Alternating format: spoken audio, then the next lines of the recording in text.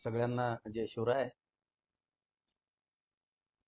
माझी एक मराठा समाजाला एक विनंती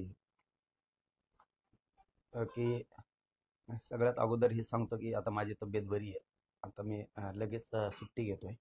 आणि मराठा समाजाला एक माझी या निमित्तानं विनंती आहे की एकाही मराठा समाजाच्या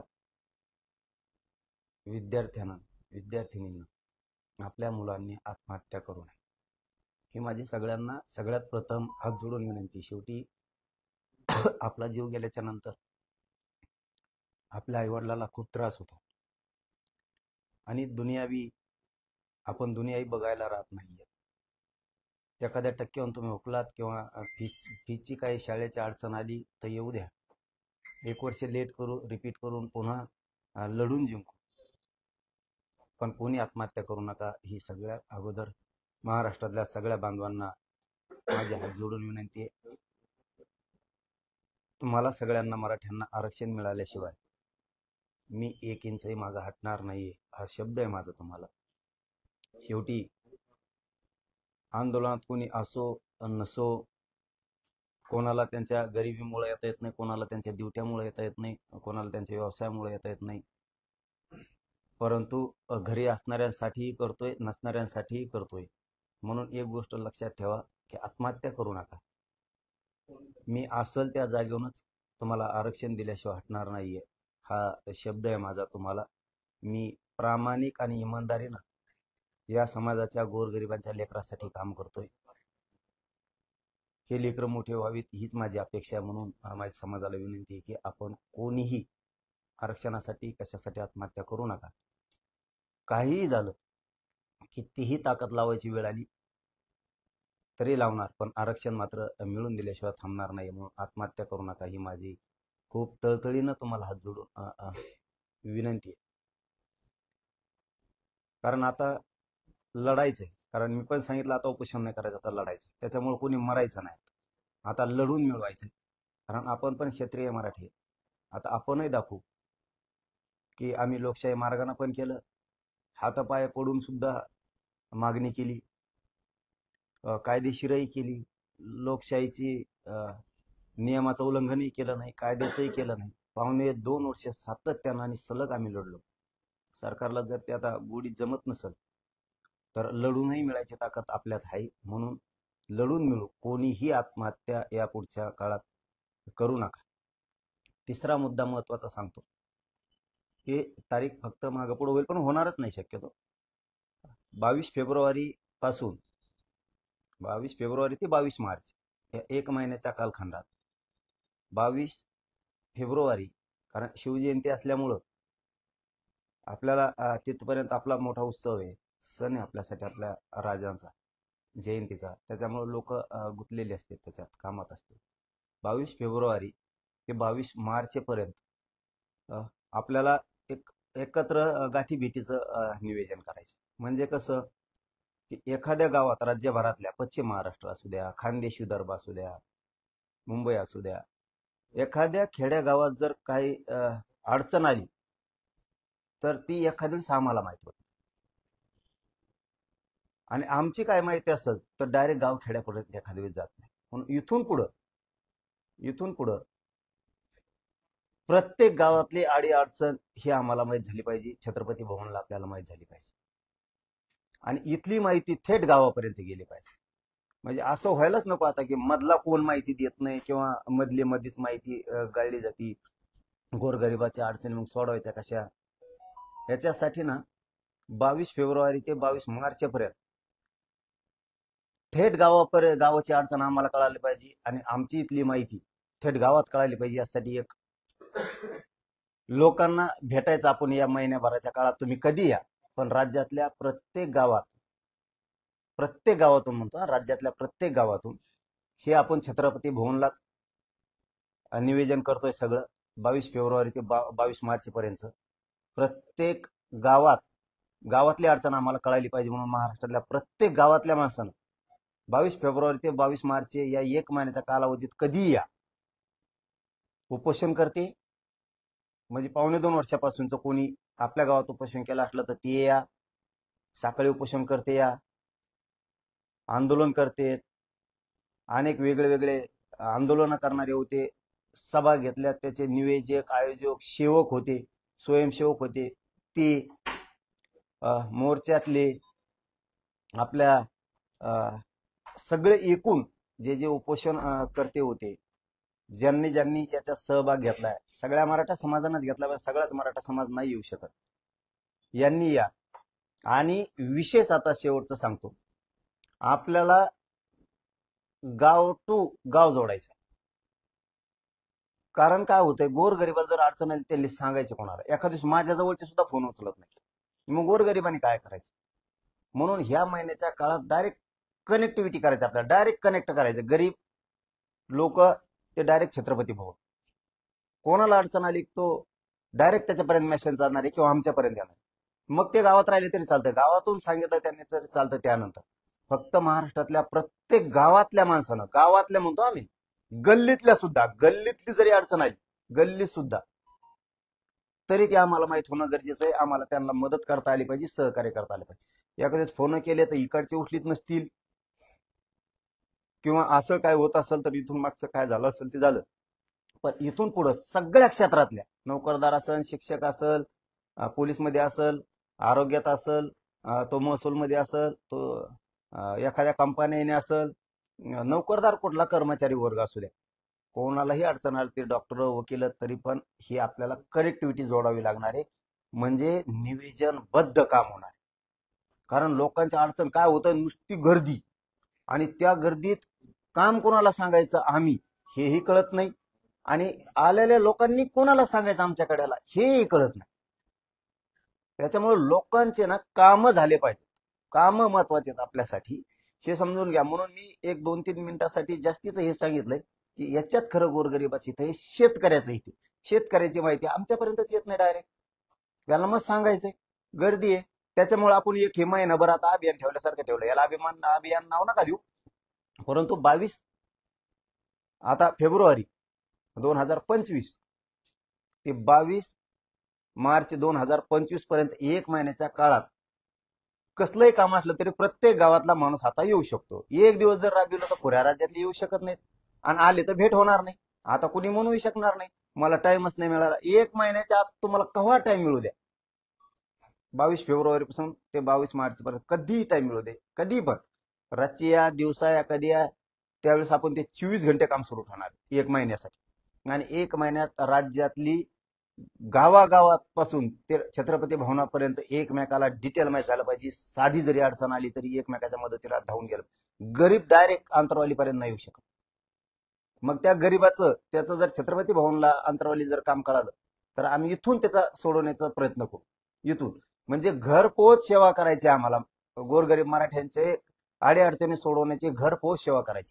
मग जर त्यांना गावात अडचण आली, त्या तालुक्याला, त्यांच्या जिल्ह्यात काही काम असेल, त्यांना आम्ही इथून तिथं लोक उभा करून त्यांच्या कामात त्यांना हातभार लावणार. म्हणून हे खूप गरजेचं आहे. आणि गोरगरिबांनीच या, म्हणजे बाकीच्यांनी येऊ नका असं नाही. गोरगरीब काय म्हणतो, गेला तो अमुक अमुक, तो गेला आता आमच्या गावाच्या वतीनं, 10-5 जण गेले आमच्या गावाच्या वतीनं. जर कदाचित ते काही राजकीय डोक्यात ठेवून आले, काय आले, तर परत उद्या त्याला त्या गरीबाचे काम त्यांनी ऐकू नये. त्यामुळे गरिबांनी सुद्धा या, कारण आपलं काम आपल्यालाच सोडवायचं. आपण गरिबांनीच, गरजवंताचंच काम गरजवंतांनीच पुरं करायचंय. म्हणून गरिबांनीच या चळवळीत उभारायचे, आंदोलनात उभारायचे, अडीअडचणीत उभारायचे. त्यामुळे ही गोष्ट मात्र आता पक्की समजून घ्या की गाव टू गाव जोडायच्या. कारण इथली माहिती, छत्रपती भवनची अंतरवालीची माहिती डायरेक्ट गावात गेली पाहिजे, आणि गावातली माहिती अडीअडचणीची डायरेक्ट छत्रपती भवनला, अंतरवालीला, शहागडला आम्हाला कळालीच पाहिजे.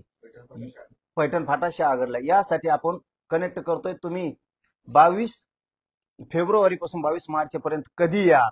म्हणजे काम करणारे असतील, प्रमुख लोक असतील, आपले सगळे सगळे म्हणलो आम्ही, गरीब श्रीमंत, उद्योजक, व्यावसायिक, याच्यात काय भेद नाही, कर्मचारी काहीच भेद नाही, प्रत्येकाने यायचं. आणि आम्ही आता लोकांच्या अडचणी सोडवण्याचं काम करणार आहेत. परंतु अडचणीत सुटत नसतील तर काय उपयोग आहे? आपली एवढी मोठी गर्दी असून काय उपयोग आहे? कारण गरीबाची माहिती आमच्यापर्यंत येत नाही, गरीब इकडे येऊ शकत नाही. त्यामुळे एकदाच यायचं आणि हे पूर्ण कनेक्ट करून घ्यायचं. म्हणजे गल्लीत जरी अडचण आली तरी डायरेक्ट अंतरवालीत माहिती झाली पाहिजे, छत्रपती भवनला माहिती झाली पाहिजे. इतकं पक्क नेटवर्क करणं आपल्याला गरजेचं आहे, तेव्हा आपल्या गोरगरिबाचे प्रश्न सुटणार आहेत. आणि कोणीच म्हणायचं नाही मी गरीब आहे, आपण काय जायचं, आमचे आमके आमके जाते, आमके आमके बी येतील, तुमचे कोण असतील, पण तुम्ही सुद्धा. कारण आपण आपल्या कुटुंबाला, गावाला, गल्लीला अडीअडचण आली तर सहकार्य झालं पाहिजे ना. दुसऱ्याच जीवावर कवर अवलंबून राहायचं, तेव्हा दुसरा नाही गेला तर मग. तसंच आम्ही सुद्धा हातात घेतले की तुम्ही सांगितलेलं काम त्याने जर नाही केलं तर मग काय करायचं. त्याच्यामुळे ते आमच्यापर्यंत डायरेक्ट आता माहिती झालं पाहिजे. फोन केला तुम्ही एखाद्याने गरीबाने, नाही त्याने फोन उचलला, काय करायचं, तुम्हाला अडचण आहे. म्हणून आपल्याला हे आता जोडणं खूप गरजेचं आहे, खूप गरजेचं आहे. म्हणून लक्षात ठेवा, 22 फेब्रुवारी पासून 22 मार्च पर्यंत सलग 1 महिना आपण हे काम सुरू करणार आहे. सलग सगळ्यांनी महाराष्ट्रातल्या प्रत्येक गावातल्या माणसानं, म्हणजे पश्चिम महाराष्ट्रातले प्रत्येक गावातल्या माणसांना यायचंय, कोकणच्या प्रत्येक माणसांना यायचंय, मुंबईतल्याही प्रत्येक गावागावातल्या माणसांनी यायचंय, खानदेशातल्या प्रत्येक गावागावातल्या माणसांनी यायचंय, विदर्भातल्या प्रत्येक गावागावातल्या माणसांनी यायचं. कारण कुणबी आणि मराठा एकच आहे, भेद ठेवायचा नाही. विदर्भ खानदेशवाल्यांनी भेद ठेवायचा नाही. आपण कुणबी आणि मराठी एकच आहेत. अडचण आल्यावर कुणी येत नाही आपल्या मदतीला, नुसतं दाटून उभी उभीशी म्हणतात, कोणी येत नाही. म्हणून माझी विनंती आहे की कुणबी आणि मराठा एकच, विदर्भातल्या गावातल्या माणसांना यायचंय. आपल्याला एकमेकाच्या अडचणी माहीत झाल्या पाहिजेत. कारण राज्य आपण जर एकत्र राहिलो सगळे, तर आपल्या पुढचे संकट आपल्याला येणार नाही. मराठवाड्यातल्या सुद्धा गावागावातल्या माणसानं स्वतःहून यायचं, कोणीही म्हणायचं नाही की आमच्या गावातले अमुक अमुक गेले, त्या अमुक अमुकने नाही काम केल्यावर आपल्या कुटुंबाने काय करायचं, आपल्या गल्लीतल्या गावातल्या लोकांनी काम काय करायचं. त्यामुळं आपण या मोहिमेत सहभागी व्हायचा. आपल्याला कनेक्टिव्हिटी जोडून घ्यायची, बेस्ट नेटवर्क जोडायचं, गाव थेट गावापर्यंत आमची माहिती गेली पाहिजे, गावाची माहिती किंवा अडचण थेट आम्हाला कळाली पाहिजे. म्हणून काम आता सुरू 22 फेब्रुवारी ते 22 मार्च पर्यंत. याच्याबरोबर एक माहिती मिळाली आणखी, देवेंद्र फडणवीस साहेबांना जे आपण म्हणतो ना माय बापाची माया, आमच्या ग्रामीण भागात म्हणतात बघा माय बापाची माया, ती जरा काल पहिल्यांदा दिसून आली. थोडी बापाची माया आहे देवेंद्र फडणवीसला, हे काल जरा दिसलंय बघा. कारण त्यांना एका कुठल्या तरी पत्रकार बांधवांनी प्रश्न विचारला, तुम्ही वर्षावर कधी जाणार आहे. तर त्यांनी सांगितलं की मी वर्षावर जाणार आहे, परंतु माझ्या मुलीची परीक्षा आहे, त्याच्यामुळं मी सध्या जाणार नाही, परीक्षा झाल्यावर जाणार आहे नंतर वर्षाला. आम्हाला एक पहिल्यांदा असं दिसलं की बापाचं काळीज आहे. पण फडणवीस साहेब, माझा एक प्रश्न आहे, तुम्हाला जर तुमच्या लेकीबद्दल बापाचं काळीज आहे, तर माझ्या गोरगरीब मराठ्याच्या पोरांबद्दल तुम्हाला मायेचं काळीज कसं काय. तुमच्या लेकीसाठी तुम्ही 500 मीटर सुद्धा जाऊ शकत नाहीत वर्षावरती, तुमच्या सागर पासून वर्षापर्यंत 500 मीटरवर जाऊ शकत नाहीत. कारण लेकीच्या शब्दाच्या पुढे तुम्ही जाऊ शकत नाहीत. लेख काय असते कळालं का आता तुम्हाला. आमच्या आत्महत्या झाल्यात, आमचे काळज कापून गेलेत. लेकीच्या मायासाठी तुम्ही बंगला सोडू शकत नाहीत, लक्षात ठेवा. फक्त परीक्षेचे तुमच्या लेकीची, ती मोठी व्हावं आमच्या शुभेच्छा, पण तिच्यात आमचे लेकर का बघत नाहीत, हा माझा सवाल आहे तुम्हाला. कशामुळे बघत नाहीत तुम्ही. तुमची लेख मोठीच व्हावी ह्या शुभेच्छाच्या, तुम्ही मोठे व्हावत ह्या शुभेच्छाच्या अख्ख्या महाराष्ट्राच्या. पण तुम्ही जर तुमच्या एका लेकीसाठी लेकीचा शब्द ओलांडू शकत नाहीत, 500 मीटरवर तुम्ही घर बदलून जाऊ शकत नाहीत, का तर तिचं शिक्षण बुडल. माझे लेकर मरायला लागलेत आत्महत्या करून, का तिथं तुम्हाला माया येत नाही कधी की माझ्या गरीबाच्या मराठ्यांना हक्काचं आरक्षण द्यावं. आणि आमच्या डोळ्यातून अश्रू व्हायला लावता, आम्हाला फाश्या घ्यायला लावता. ही दुजा भाव चांगला नाही, कारण तुम्ही महाराष्ट्राचे प्रमुख आहे. लक्षात असू द्या, मला कालपासून असं मला तळतळ लागली की स्वतःच्या लेकीसाठी तिचा शब्द मोडू शकत नाहीत तुम्ही.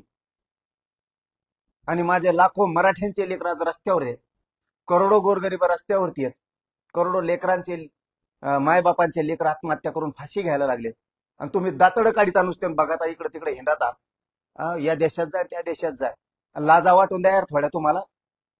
जसं स्वतःच्या घरातलं लेकरू तसं राज्यातलं लेकरू समजायचं शिका. केलं वाटलं तुम्ही मराठ्यांचं, आमच्या लेकराचं केलं, धनगराच्या पोराचं वाटलं असंच गोड गोड बोलू बोलू. त्यांनाही आरक्षण देतोच म्हणले होते.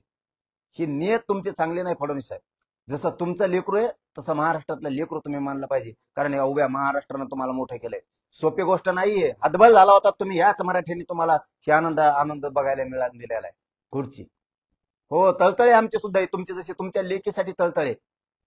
तिचा शब्द मोडून तुम्ही नाही जाऊ शकत त्या वर्षा बंगल्यावर राहायला, कारण तिची परीक्षा आहे. तर आमचे पोरं एका टक्क्या नोकरीवर फाश्या घ्यायला लागले. आमचे बाप रात्रंदिवस कष्ट करतात. त्यांचं पोरग नाही नोकरीला लागत, नाही पोरगी नोकरीला, नाही उच्च शिक्षण घेते. तुम्ही ते एसीबीसी आरक्षण दिलं, 100% पोरीला फीस मागायला लागलेत आमच्या मराठीचं. ही भेदभाव आहे का तुमचा आमच्या पोरीत आणि तुमच्या पोरीत? तुम्ही ईडब्ल्यूएस घालून बसले आमचं, आणि खापर आमच्यावरती फोडीदा. आमच्या लेकराचं वाटोळं केलं तुम्ही, पोराचं आणि पोरीचं. विनाकारण काही कारण नसताना ईडब्ल्यूएस घातलं. आज आमच्या लेकरा लागले असते. ही तुझ्या भाव करता का तुमच्या पोरीत आणि आमच्या पोरीत? तुम्ही तुमच्या पोरीचा शब्द ओलांडून तुम्ही 500 मीटरवर बंगल्यावर सुद्धा जाऊ शकत नाही. आमच्या लेकराचे मुडदे पडले, किती वाईट वाटत असतं आम्हाला. काल आमच्या 4 आत्महत्या झाल्या तरी तुम्ही आणखी डिसिजन घेत नाहीत. काल कॅबिनेट झाली तरी तुम्ही शिंदे समितीचा आणखी डिसिजन घेतला नाही. तिन्ही गॅजेट लावतो म्हणले, तुम्ही आणखीन लावले नाही. केसेस मागे घेतल्या नाही. वंशवळ समिती तुम्ही गठीत केली नाही. ही कोणता भेदभाव आहे? कोणते लेकर बघताय तुम्ही? उघडा डोळे महाराष्ट्रातल्या मराठ्यांना आता तरी. महापक्ष महानेता म्हणता. उघडा आता तरी डोळे. फडणवीस साहेबांचं कालचं स्टेटमेंट आहे, त्यांच्या लेकीला शुभेच्छा आहेत, ती प्रचंड मोठी व्हावी. पण आमच्या लेखी बाळीचं काय? उघडा जरा डोळे मराठ्यांनी. म्हणा महापक्ष हे सत्ता महानेता काय नेतृत्व. फडणवीस साहेब स्वतःच्या मुलीची परीक्षा आहे म्हणून 500 मीटरवर सागर पासून वर्षा बंगला तिथं जात नाही. 500 मीटरवर. आणि आम्ही फडणवीस साहेब मोठे व्हावेत म्हणून आमचे लोक 600 किलोमीटर इकडून तिकडे तुडीत जातात मुंबईपर्यंत. पण आपल्या लेकी बाळीला काही नाही रे देत. हे जी फडणवीस साहेबांना स्वतःच्या लेकीबद्दल माया आहे, आज ते मायबाप आहेत महाराष्ट्राचे पालकत्व त्यांच्याकडे, हीच माया त्यांना मराठ्यांच्या लेकाबद्दल लेकीबद्दल पाहिजे. धनगराच्या लेकाबद्दल लेकीबद्दल पाहिजे, कारण धनगराला सुद्धा 10 वर्ष झालं फसवलेलं. कधी देणार आरक्षण? ही किती मोठं डोकं उघडा जरा मराठ्यांनी. जरा डोक्यात उजाडा पाडा तुमच्या. एका मीडियाच्या बांधवांनी त्यांना प्रश्न विचारला, तुम्ही वर्षावर का जात नाही? तिथं काय काळी जादू आहे का? ते म्हणे काळी जादू नाही, माझ्या पोरीची 10वीची परीक्षा आहे. आणि पोरगी म्हणली, पप्पा तुम्ही जाऊ नका, परीक्षा झाल्यावर जाऊ. तर यांनी सांगितलं मी जायचं रद्द केलं, कारण पोरीची परीक्षा आहे, पोरीचं भविष्य आहे, पोरीचं शिक्षण महत्वाचं आहे, म्हणून नाही जायचं. 500 किलोमीटर गेले, काय बुडून शाळां भविष्य. पण बघा, शिक्षणाला, नोकरीला, लेकराला किती महत्व दिलं जातं. मराठ्यांना आहेत का डोके ठेकायला तुमचे? लेकीला, पुरीला, आपल्या शिक्षणाला, भविष्याला किती महत्व दिलं जातं. शिका फडणवीस साहेबाकडून मराठी जरा. स्वतःचं लेकरू मोठं करायचं आधी, मग बाकीचं बघायचं. हे फडणवीसांचं संदेश आहे. मग वर्षावर फिरशावर जाता येईल कुठं जायचं तिथं, असा त्याचा अर्थ होतो. जरा स्वतःचे मराठ्यांनी लेकर करायचं बघा मोठं.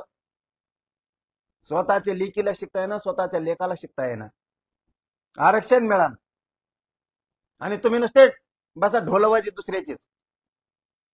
आरक्षण मिळालं पाहिजे, आरक्षण मिळालं नाही पाहिजे, नेताच निवडून आला पाहिजे, बसा ढोलवाजीत. भाजप, शिवसेना, राष्ट्रवादी, काँग्रेस करा नुसतं पक्ष पक्ष पक्ष. घ्या मुडदे पाडून स्वतःच्या पोराचे. आणि मला नाव ठेवता, याच्यामुळं घोडे लावतो मी यांना. मला का पिसाळ कुत्र चावलं का? यांच्यात असा दुजा भाव आहे, स्वतःच्या लेकराबद्दल वेगळी वागणूक आणि दुसऱ्याच्या गोरगरिबाच्या लेकरांबद्दल वेगळी वागणूक. म्हणून मी यांना बोलतो. मी काय माझ्या स्वार्थासाठी बोलतो का रे मराठ्यांनो? आपलेच गोरगरिबांचे लेकर मोठे व्हावेत म्हणून बोलतो. का बोलू नये यांना? हे असे दुजा भाव करतात. जर फडणवीस साहेब असे दुजा भाव करणार असले, मला लवकरच निर्णय घ्यावा लागणार आहे महाराष्ट्रात उग्र आंदोलन करण्याचा. आम्ही मुंबईला पण जाण्याचा निर्णय, जर फडणवीस साहेब तुम्ही असं करणार असलात ना, तर मला निर्णय घ्यावा लागणार आहे. आम्ही लवकरच शिवाजी पार्क आणि आझाद मैदानची पाहणी करायला जाणार आहे. आम्हाला पर्याय नाही. तिथे जेवढे जेवढे ग्राउंड आहेत मुंबईतले आम्ही पाहणीसाठी आम्हाला जावं लागणार आहे. आणि मी ती तारीख सुद्धा लवकरच डिक्लेअर करणार आहे. कारण कालपासून माझी सुद्धा तळपायाच्या मस्तकाला गेली की लेखीच्या शब्दापुढे एक मुख्यमंत्री जाऊ शकत नाही. तर मग आमच्या लेखाबाराचं एवढं वाटोळं झालं. मग या मराठ्यांच्या गोरगरिबांच्या लेकराच्या शब्दाच्या पुढं फडणवीस साहेब कस काय जातील? सरळ क्लिअर आहे.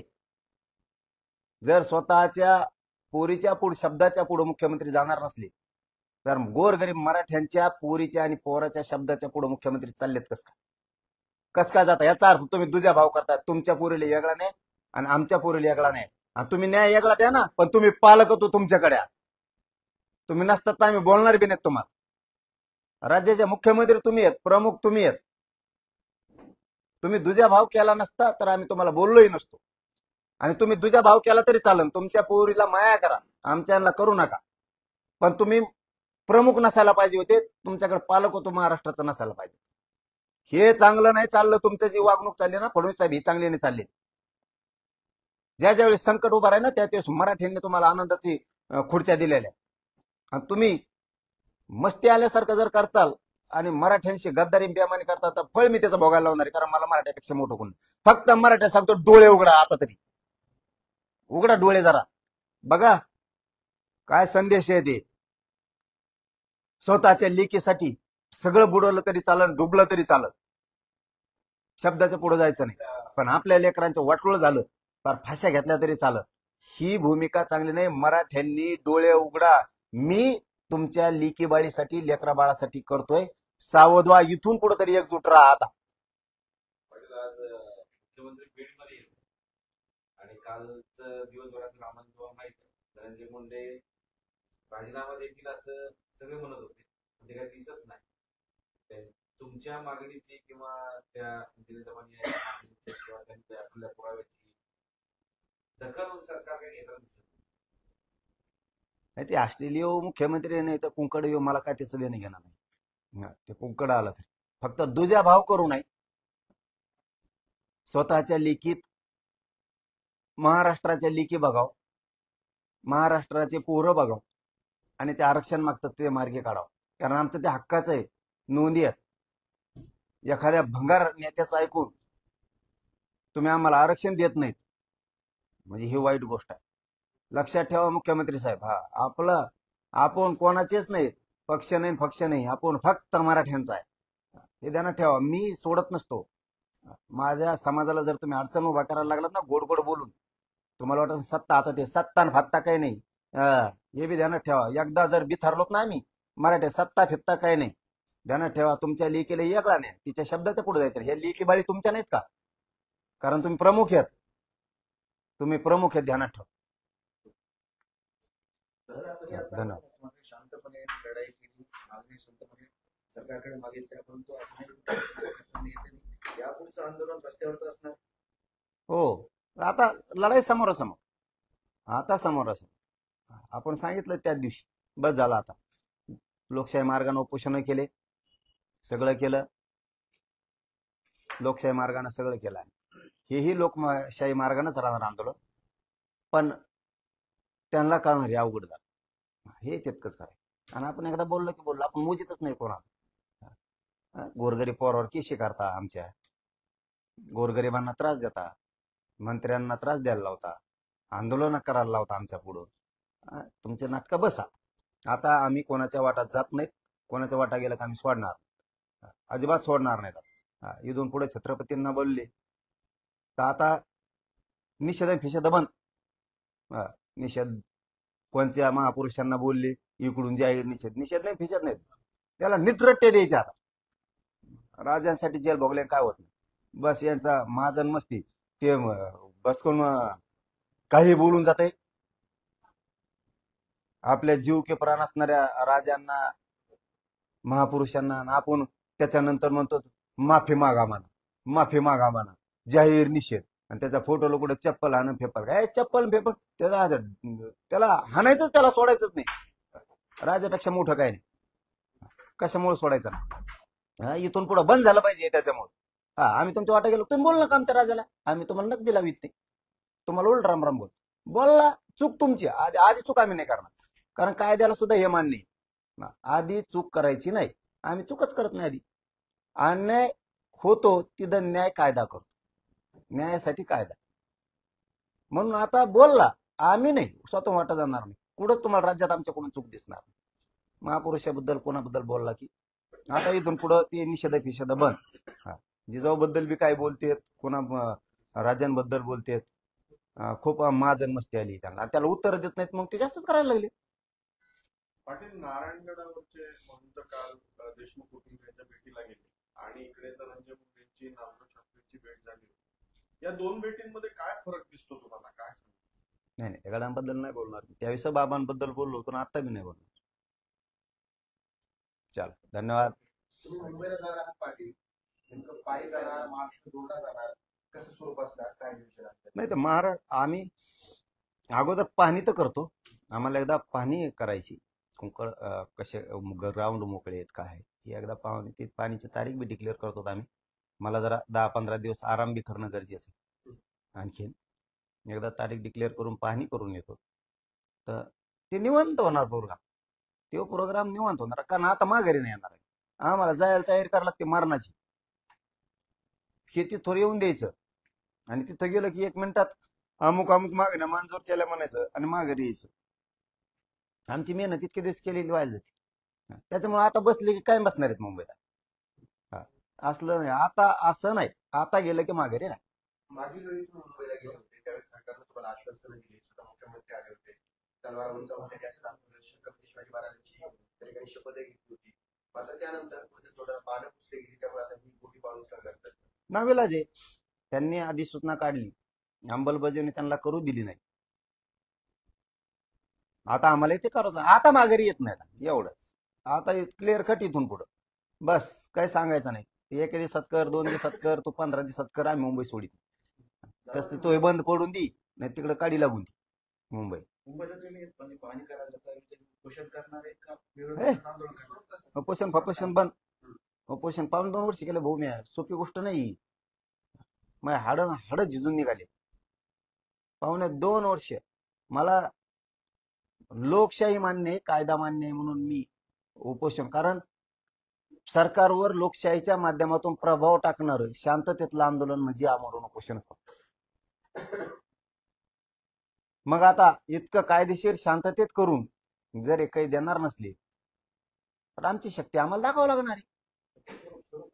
स्वरूप आताच कसं काय सांगा, आताच कसं काय सांगा, त्या टायमाला दिसत ना त्यांना, ते तुम्हाला सांगते. मुख्यमंत्री, ते राज्यपाल, पंतप्रधान, राष्ट्रपती, हे 4-5 लोक तुम्हाला सांगणार, नाही सांगितलं नाव बदलून ठेवा तुम्ही. आम्हाला बी मराठी म्हणतात म्हणून, आणि आपण जुन्या विचारावर चालतो. त्या अहो जुन्या विचारावर चालतो. तुमचं ना पळता भजूक कमी करतो का नाही बघा. मुंबईत सगळ्या महाराष्ट्रात आम्ही गेलेलो पहिलं, आणि त्यांना चांगला माहिती आहे करायला लागला. मी जुन्या विचारायचं, मी बोललो की ते करीत असतो. माया मराठ्यांना आरक्षण घेतल्याशिवाय मागे येतं नाहीत, आणि पुढं काय होतंय तेही बघू.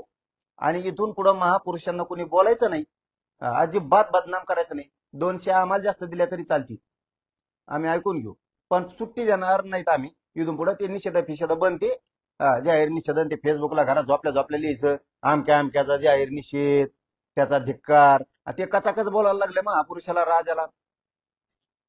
इथून पुढे आपण ज्याला बोललो ना त्यांनीच बोलायचं, दुसऱ्याचं टेंडर घेऊन थुका चाटायचा नाही अजिबात. आम्ही ज्याला बोललो त्यांनी बोलायचं, तिसरेच बोलत येत मधी. तुमचं काय काम आहे रे महाकडा हो, मध्येच बोलत येत तिसरे. किती खावा, किती चाटावा एखाद्याचा, थुकल्याला थुका चाटीत असते का कुठं, मध्येच बोलत येत तिसरे सोशल मीडियावरती. त्यावर झालं त्यावर झालं, तुला काय बोललो आम्ही, तो तोंडर नाव घेतलं नाही घेतलं, आणि मग तू कोणाचा आहे नेमका, हे बंद करायचं इथून पुढं अजिबात. आणि पोलीस प्रशासनाला सांगतो, आम्ही कोणालाही बोलत नाहीत. कोणी बोललं ना त्याचा बंदोबस्त करत जा, आणि तुम्हाला जर करता येत नसलं तर बंदोबस्त मग बघा, बोंबलं नका आमच्या नावात. आपलं सगळं सरळ असतंय. बस झालं, आता पावणे 2 वर्ष सहन केलं आम्ही, आता पुढं नाही. धन्यवाद.